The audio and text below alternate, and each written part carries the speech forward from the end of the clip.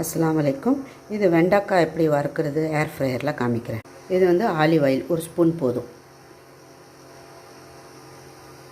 கடுகு போடுறேன், ஒரு வரமிளகா.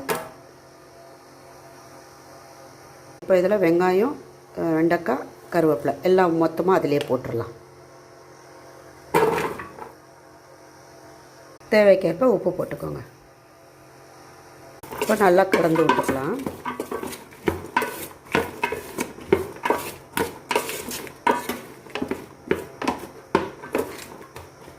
இப்போ ஏர் ஃப்ரையரில் வச்சு விட்டுடலாம்.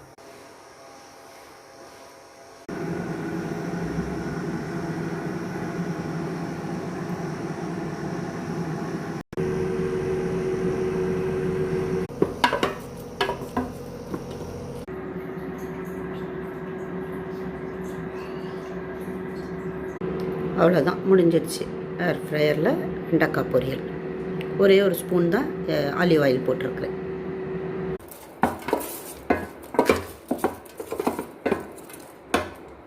இதை கடாயில் போட்டு காமிக்கிறேன். வெண்டைக்காய் பொரியல் முடிஞ்சிருச்சு. நல்லா சாஃப்டாகிருக்கும். இதில் சும்மா ஒரு ஸ்பூன் தேங்காய் துருவல் போட்டால் போதும்.